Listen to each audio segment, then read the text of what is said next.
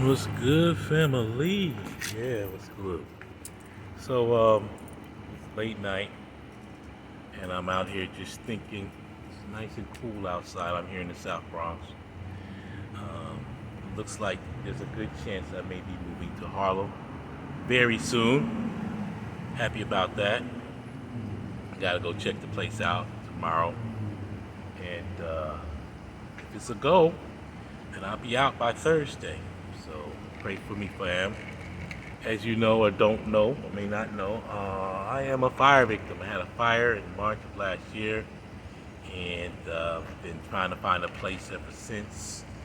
Been in, kind of rough situations where I'm at right now. I'm in this thing called an SRO, which is single room occupancy, and it's basically like you have your own room, and you have a kitchen that you share, and you have a bathroom that you share with 4 or 5 other people. It's not the worst situation, but it's not the greatest either, because I don't have air conditioning. And this month, it seems, is one of the hottest months ever so far.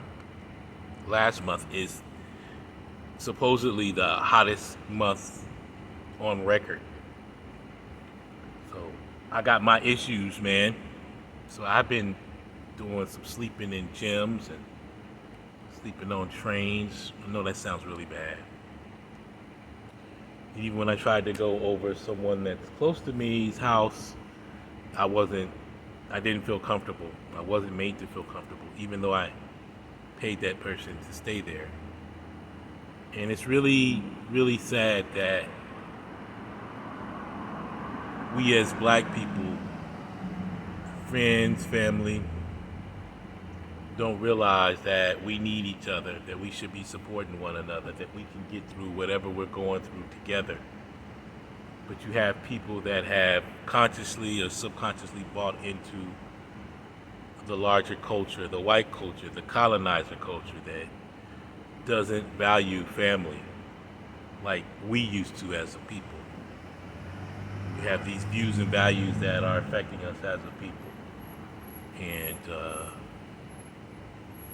so anyway, I'm keeping my head up. I'm fighting. I'm moving to a better situation, regardless. And so I have my struggles.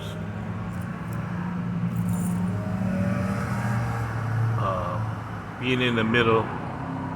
Well, also let me say this as well. I want to tell you all my problems. So I haven't really told a whole lot of people this, but I'm definitely about to fight it. Technically, the government is saying that I owe them $19,000 in unemployment. Lost my job when the pandemic started. Anyway, someone used my Social Security card, and my case got closed. So I went through the entire process of it took me several months to get my identity back. Now you have to take a picture, you have to send your ID, you have to do an actual video interview. Did all that, everything was closed, verified, I got paid back most of the money that I was owed. But then there was some sort of technical problem about my taxes having to start all over, and they said, oh, you didn't work in 2019, you didn't work in 2020, so you got to pay back all this money in unemployment, which wasn't true. I have my wages, my taxes from 2019 and 2020, and so I'm trying to get this situation resolved because they still owe me money. Now, I just started a business t-shirt, some of you know, and I have my business on consulting, doing that, looking to get some contracts. And but in the meantime, it's just hustle and grind, until I get the money that's owed for unemployment. And I'm still one of those people that still hasn't got their stimulus money from earlier, because I moved when I had the fire, and something happened when when you move or something, uh, they can't forward the check that they owe you. So they owe me like 20. They owe me two stimulus payments, and I don't even know what the price is. So that's more money that I'm owed. Now I got a notice, or when I go on to get my payment, it says that it's going to be put in my bank account, and they'll let me know when. But I haven't heard anything from them, and it's been a very long time. So, and I'm getting these letters from the state that, I owe all this money in back. So anyway, I'm about to start a real big campaign about that, get this situation straight, involving, congressmen and my so-called congressmen on the state level and the federal level. May even take it up to Biden, because it's not fair what's happening. There's been a lot of fraud in this state. I understand that, but at the same time, I'm not one of the fraudsters, because I actually did work and I am entitled to the money. And I've come to the conclusion that I have to, the way the economy is set up, and I know they're adding jobs and all this other stuff, but eventually you got to work for yourself, because you never know when things are going to be taken back. So anyway, saying all that to say, I got my own struggles, got a lot of struggles. I have some friends, I have family, I guess. I got friends. A lot of my friends are elsewhere, a lot of my family's elsewhere. So sometimes I feel very isolated, like it's just me. And those of y'all that know me, probably 20, 30, 40% of people know that are watching this know that I'm a fighter and I'm an organizer. So one of the big issues that we have and that I'm fighting, that I'm organizing against, is this pandemic and its effect on black people, but also all people. So the pandemic affects all of us.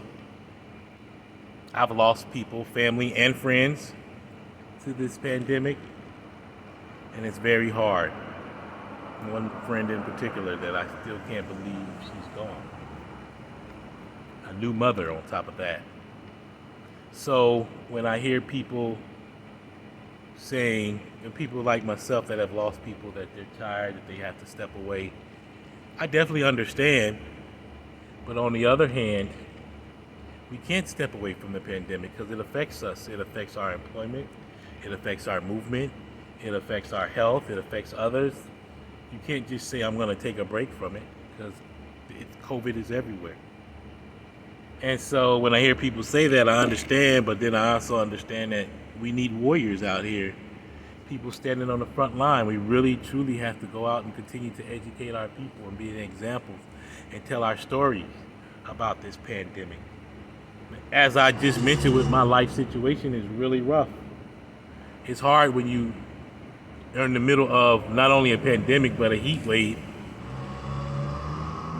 and you can't come home to air conditioning. And you have to sleep in gyms. And I know that sounds crazy. People say, why don't you just go get your own place and all this other stuff? But it's hard. Especially when you have income that's limited. So it's hard to find a place. Even when you have housing subsidies and vouchers, which I am eligible for, it's hard to find a place. So I'm working on that. And like I say, I will be moving in a couple days if the place is what it seems, and the place will have air conditioning as well. So I don't want to sit here and complain and make excuses and stuff like that, but it's just hard. So, but I decided that I'm going to go full throttle with this fight against vaccine hesitancy and the ignorance that surrounds it. I'm doing a video today, whenever you see this message, at 3 p.m. Eastern time today, Monday, what's today, August the 16th. So I want y'all to check it out. But we need warriors in this fight, particularly black warriors that will tell our stories and go out in the community and get our people vaccinated. I live in New York City. We have, by and large, I don't want to say defeated this, but we have it, a lot of it under control. But in our community, we still are looking at 40-50% vaccination rates, and that needs to go up. So I've been very much fighting for that. And I was like a lot of you, like this time last year, a little before last year, I don't trust the vaccine. How the vaccine gets produced so quickly, this and that. Vaccines aren't safe. And then I started doing some research, and I found out the truth about vaccines.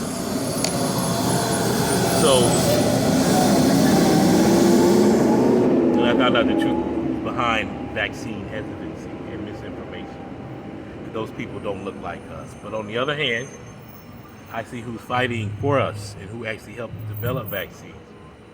And it's almost all black women that done that. And then I realized, and I did research, that Tuskegee has nothing to do with the COVID vaccine. They weren't injected with anything, the Tuskegee experiment. They were, basically allowed to die. They weren't given penicillin for their syphilis. And so, because after they died, then they would have the bodies examined. They were guinea pigs. But the COVID vaccine is very different because everybody has to take the vaccine. It's available for everybody. And here's the tripped out part that I really started realizing that things were changing. I started noticing a lot of white people, MAGA people, were like coming out against the vaccine. But then I saw, on the other hand, other white people started cutting lines to get the vaccine. And then I started thinking, I'm not a conspiracy theorist at all. I think the conspiracy theories around this and a lot of things are the problem. But part of my still conspiratorial mind says, what if these people don't want us to get the vaccine? They're skipping lines to get it first, and they don't want us to get the vaccine because they want us to die. And because black people have a lot of underlying conditions, and the way that COVID works takes advantage of those underlying conditions, black people are dying disproportionately. And yes, we do need to address those underlying issues. A lot of it is obesity, high blood pressure, other things that make us, compromised, diabetes. But anyway, my fight is to save black lives. And I need help. We need more warriors that will stand on the front line. And I'm asking for you guys to check out the video I'm gonna do today at 3 p.m. I'm also doing another video about saving our black girls at 12 noon p.m. on my YouTube channel. So I'll probably will be posting this on the YouTube channel because long videos aren't really allowed on Instagram, it seems. And then I'm still on suspension or whatever restriction for Facebook, 13 more days, which is a whole nother story about the importance of us having our own platforms. So anyway, just full disclosure, what's going on with me. And so when people say, I'm tired, I'm going to take a break from this COVID fight, no disrespect to anybody. I understand what you're saying. I support you. Do what you got to do. But trust me, I've lost people as well, and I'm tired as well. But this pandemic affects all of us. How we can move, how we can travel, how we can actually breathe. So until this fight is done, we got to continue to fight. If anybody's interested in helping with the fight, please just make a comment. I'll put how to contact me in the description, and we'll go from there. Anyway, signing off. I hope you guys are having a good night. Just wanted to share a few things with you. I love you guys. I'll talk to you soon. I'll see you hopefully on my channel.